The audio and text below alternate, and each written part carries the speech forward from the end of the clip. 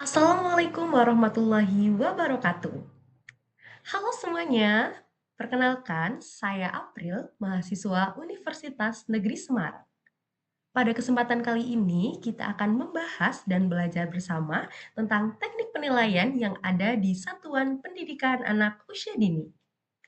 Selain itu, kita juga akan belajar bersama dan membahas bersama tentang indikator penilaian dan rubrik.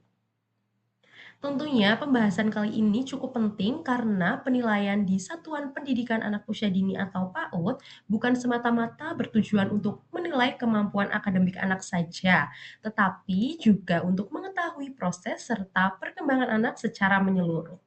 Sehingga guru maupun orang tua dapat memberikan stimulasi yang tepat sesuai dengan kebutuhan masing-masing anak. Jadi, apa saja sih teknik penilaian yang ada di Satuan Pendidikan Anak Usia Dini atau PAUD? Yuk kita belajar bersama dan simak video ini sampai habis ya. Baik, langsung saja kita masuk ke pembahasan tentang teknik penilaian di Satuan Pendidikan Anak Usia Dini. Yang pertama ada observasi. Observasi merupakan kegiatan mengamati perilaku, sikap, keterampilan, dan kemampuan anak secara langsung saat anak bermain atau mengikuti kegiatan pembelajaran. Observasi dilakukan secara alami, tanpa intervensi yang berlebihan, serta berfokus pada proses, bukan hanya hasil. Adapun jenis-jenis observasi, yaitu yang pertama ada observasi langsung, yang kedua ada observasi tidak langsung, yang ketiga ada observasi eksperimental, yang keempat ada observasi sistematis, yang kelima ada observasi tidak sistematis. Observasi ini menjadi dasar utama dalam penilaian perkembangan anak di Satuan Pendidikan Anak Usia Dini.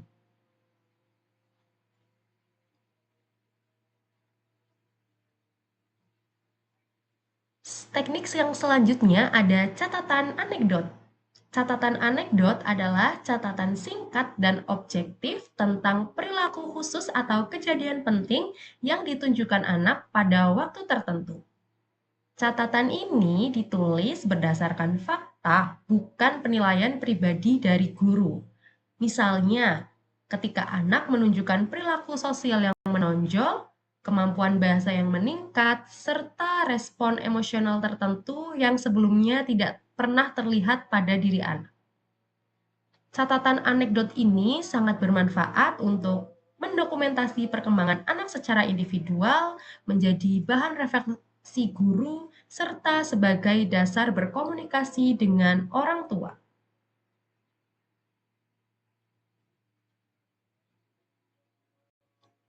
Teknik penilaian yang ketiga ada dokumentasi.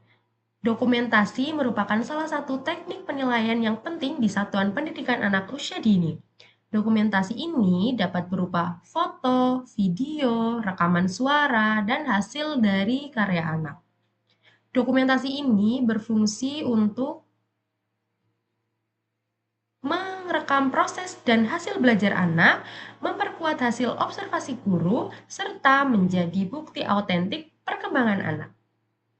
Melalui dokumentasi, guru dapat melihat bagaimana proses anak belajar bukan hanya dari hasil akhirnya saja. Kemudian, teknik penilaian yang selanjutnya ada portofolio. Portofolio merupakan kumpulan dokumentasi dan hasil karya anak yang disusun secara sistematis dan berkelanjutan. Portofolio ini dapat berisi gambar anak, hasil menulis atau mencoret dari anak, foto kegiatan, catatan anekdot, serta lembar observasi.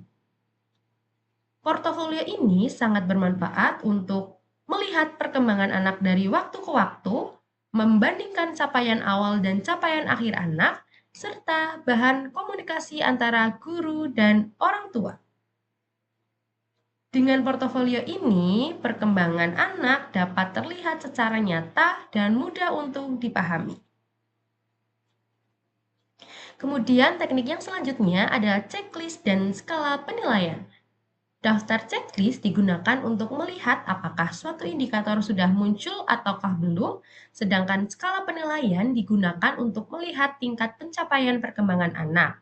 Misalnya, belum berkembang atau BB, mulai berkembang atau MB, berkembang sesuai harapan atau BSH, serta berkembang sangat baik atau BSB. Oke, tadi kita sudah membahas bersama tentang jenis-jenis teknik penilaian yang ada di Satuan Pendidikan Anak Usia Dini beserta sedikit penjelasannya. Selanjutnya, kita akan membahas tentang apa saja sih jenis-jenis teknik penilaian di PAUD sesuai dengan kurikulum Merdeka dan kurikulum dengan pendekatan deep learning saat ini. Jadi, yuk kita simak bersama. Teknik penilaian di kurikulum Merdeka. Yang pertama ada teknik observasi.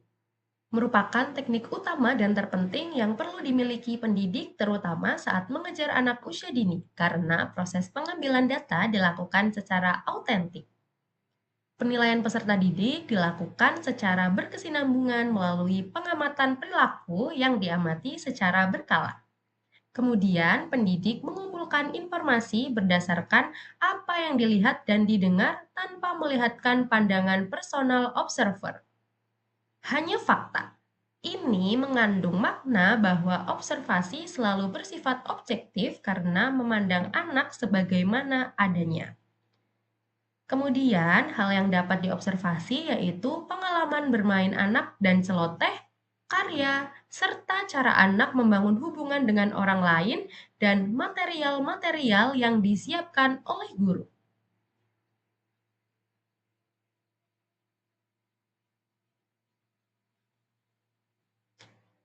Yang selanjutnya ada teknik kinerja. Teknik kinerja ini merupakan penilaian dengan memberikan kesempatan anak untuk mendemonstrasikan dan mengaplikasikan pengetahuannya ke dalam berbagai macam konteks sesuai dengan kriteria yang ditentukan pendidik. Teknik kinerja dilakukan dengan mengumpulkan data melalui penilaian terhadap kegiatan yang mengajak anak untuk praktik, menghasilkan produk, melakukan proyek, dan atau membuat portofolio.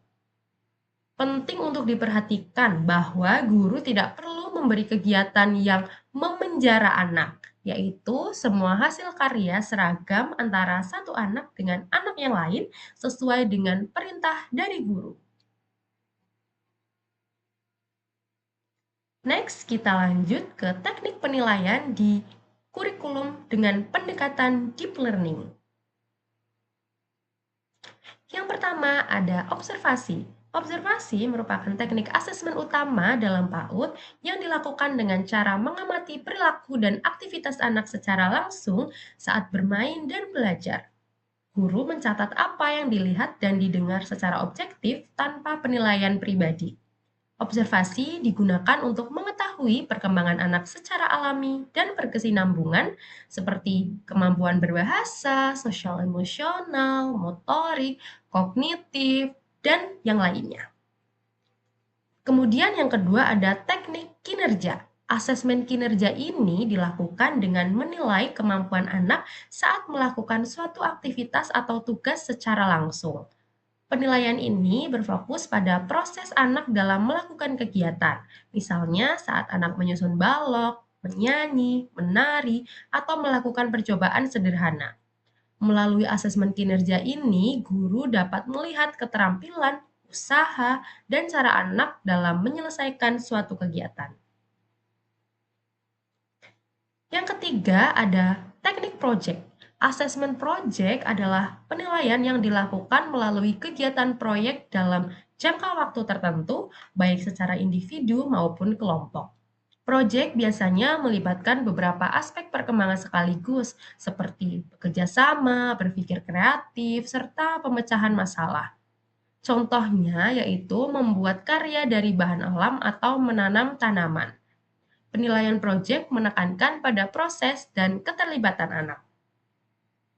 Yang selanjutnya ada penugasan. Penugasan merupakan asesmen yang dilakukan melalui tugas sederhana yang diberikan kepada anak sesuai dengan tahapan perkembangannya. Tugas dapat dilakukan di sekolah atau di rumah dengan pendampingan dari orang tua. Penugasan bertujuan untuk melihat pemahaman dan kemampuan anak dalam melakukan kegiatan tertentu, bukan untuk membebani anak. Dan yang terakhir ada portofolio. Portofolio adalah kumpulan hasil karya dan dokumentasi perkembangan anak yang disusun secara sistematis dan berkelanjutan. Portofolio dapat berisi gambar, karya seni, foto kegiatan, catatan anekdot, dan hasil observasi. Baik, tadi kita sudah membahas bersama ya tentang jenis-jenis dan apa saja sih teknik penilaian di Satuan Pendidikan Anak Usia Dini sesuai dengan kurikulum merdeka dan kurikulum dengan pendekatan deep learning.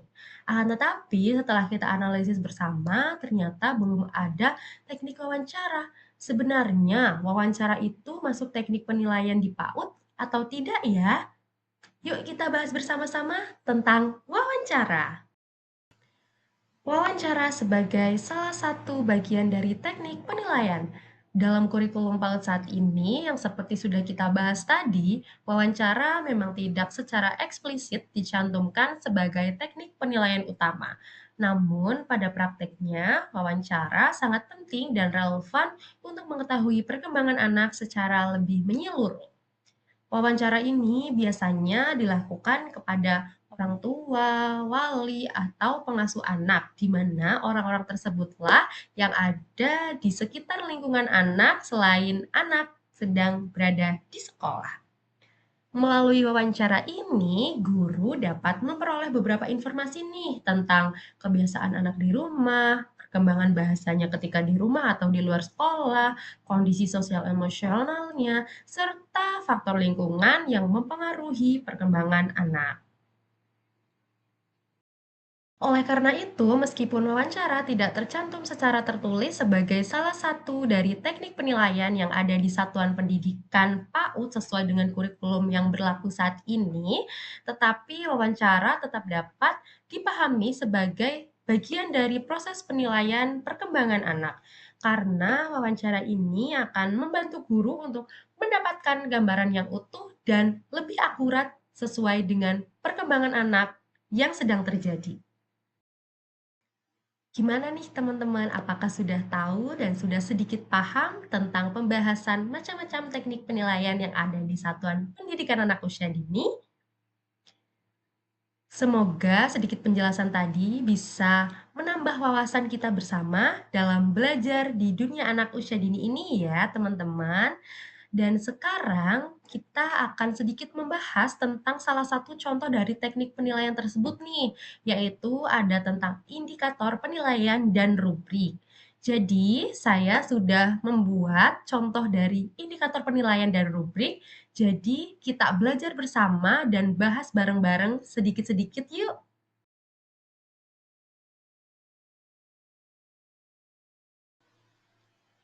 Di sini ada contoh dari indikator penilaian dan rubrik. Yuk kita bahas bersama-sama ya. Yang pertama ini ada aspek perkembangan bahasa, khususnya dalam menyimak dan menceritakan. Adapun indikator yang pertama yaitu fokus memperhatikan saat guru bercerita. Contohnya, misal sudah muncul pada anak, jadi kita centang di bagian kolom muncul. Indikator yang kedua yaitu menyebutkan judul cerita. Sudah muncul. Yang ketiga, menyebutkan nama tokoh dalam cerita. Sudah muncul. Yang keempat, menceritakan karakter masing-masing tokoh dalam cerita. Sudah muncul. Yang kelima, mengekspresikan bahasa tubuh sesuai dengan alur cerita. Tidak muncul atau belum muncul. Yang keenam, yaitu menceritakan pesan moral cerita belum muncul. Yang ketujuh, bercerita menggunakan alat peraga, belum muncul. Yang kedelapan, menghubungkan alur cerita dengan pengalaman pribadi, sudah muncul. Yang kesembilan, menyusun kembali urutan kejadian dalam cerita, sudah muncul. Dan yang kesepuluh, yaitu menunjukkan ekspresi wajah sesuai suasana cerita, sudah muncul. Setelah indikator tersebut dibuat dan sudah diisi muncul ataupun belum muncul, kita beri kategori di bawahnya, yaitu untuk contoh di sini kategori 1 sampai 2 yaitu BB atau belum berkembang, 3 sampai 4 mulai berkembang atau MB, 5 sampai 6 BSH atau berkembang sesuai harapan, 7 sampai 8 BSB atau berkembang sangat baik, dan 9 ke atas BSBS yaitu berkembang sangat baik sekali. Sesuai dengan indikator dan ketercapaian yang sudah kita centang tadi di atas,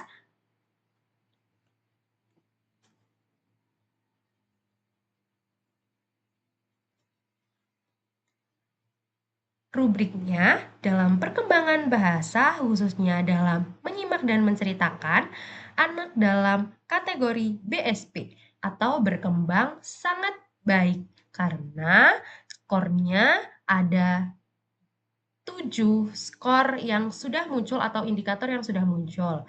Hal ini terlihat dari fokus dalam memperhatikan saat guru bercerita, menyebutkan judul cerita, menyebutkan nama tokoh dalam cerita, menceritakan karakter masing-masing tokoh dalam cerita, menghubungkan alur cerita dengan pengalaman pribadi, menyusun kembali urutan kejadian dalam cerita, serta menunjukkan ekspresi wajah sesuai suasana cerita. Selanjutnya, perlu bimbingan dalam mengekspresikan bahasa tubuh sesuai dengan alur cerita, menyusun kembali urutan kejadian dalam cerita, serta bercerita menggunakan alat peraga. Itu untuk contoh indikator penilaian dan rubrik di salah satu perkembangan. Selanjutnya, kita ada di aspek perkembangan kognitif, khususnya numerik atau numerasi. Indikator yang pertama yaitu menyebutkan angka secara urut 1 sampai 20 sudah muncul. Indikator yang kedua, menyebutkan bilangan sesuai dengan simbol angka sudah muncul. Indikator yang ketiga, menentukan atau mencocokkan angka dengan jumlah benda sudah muncul. Indikator yang keempat, menjumlahkan benda belum muncul. Indikator yang kelima, menyebutkan hasil pengurangan belum muncul. Indikator yang keenam, membandingkan angka lebih besar, lebih kecil, belum muncul. Indikator yang ketujuh, melanjutkan urutan angka, sudah muncul. Indikator yang kedelapan, mengelompokkan benda berdasarkan jumlah, belum muncul. Indikator yang kesembilan, mengurutkan benda dari jumlah paling sedikit ke paling banyak sudah muncul, dan indikator yang ke-10 menyelesaikan pola bilangan sederhana belum muncul.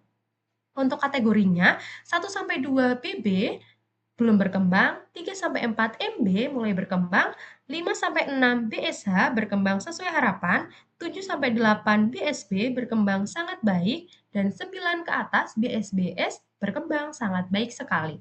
Untuk rubriknya, dalam perkembangan kognitif, khususnya dalam numerik, anak dalam kategori BSH atau berkembang sesuai harapan. Hal ini terlihat dari menyebutkan angka secara urut 1-20, menyebutkan bilangan sesuai dengan simbol angka, mencocokkan angka dengan jumlah benda, melanjutkan urutan angka, serta mengurutkan benda dari jumlah paling sedikit ke paling banyak. Selanjutnya, perlu bimbingan dalam menjumlahkan benda, menyebutkan hasil pengurangan, membandingkan angka lebih besar lebih kecil, serta mengelompokkan benda berdasarkan jumlah. Itu untuk contoh yang kedua. Next, kita ke contoh yang ketiga dan contoh yang terakhir dalam aspek perkembangan seni, khususnya menyanyi. Indikatornya, yang pertama ada intonasi nada sudah muncul, kedua kejelasan vokal belum muncul, ketiga ketepatan lirik sudah muncul, yang keempat penghayatan lagu belum muncul, yang kelima ekspresi wajah belum muncul, yang keenam penguasaan panggung belum muncul, yang ketujuh percaya diri sudah muncul, yang kedelapan pandangan mata belum muncul, yang kesembilan mengikuti irama musik sudah muncul, dan yang ke-10 mengatur volume suara belum muncul. Untuk kategorinya masih sama, 1-2 BB belum berkembang, 3-4 MB mulai berkembang, 5-6 BSH berkembang sesuai harapan, 7-8 BSB berkembang sangat baik, serta 9 ke atas BSBS berkembang sangat baik sekali. Untuk rubriknya, dalam perkembangan seni, khususnya dalam menyanyi, anak dalam kategori MB mulai berkembang. Hal ini terlihat dari intonasi nada, ketepatan lirik, percaya diri, serta mengikuti irama musik. Selanjutnya, perlu bimbingan dalam kejelasan vokal, penghayatan lagu, ekspresi wajah, penguasaan panggung, pandangan mata, serta mengatur volume suara. Oke, itu tadi ada 3 contoh indikator penilaian dan rubrik dalam 3 aspek perkembangan. Wah, tidak terasa kita sudah bersama-sama untuk belajar dan sedikit membahas tentang jenis-jenis teknik penilaian yang ada di satuan pendidikan, serta juga tadi sudah membahas tentang salah satu contoh dari teknik penilaian, yaitu indikator penilaian dan rubrik. Semoga materi atau pembahasan yang saya sampaikan pada kesempatan kali ini bisa bermanfaat untuk teman-teman semua, baik bagi mahasiswa atau guru-guru PAUD. Dan apabila ada kesalahan atau kekurangan dalam penyampaian pembahasan dan materi tadi, saya mohon maaf yang sebesar-besarnya karena sejujurnya kita juga masih dalam batas belajar bersama ya teman-teman. Dan saya akhiri untuk video pembahasan kali ini. Sampai jumpa di pembahasan-pembahasan selanjutnya. Wassalamualaikum warahmatullahi wabarakatuh. See you.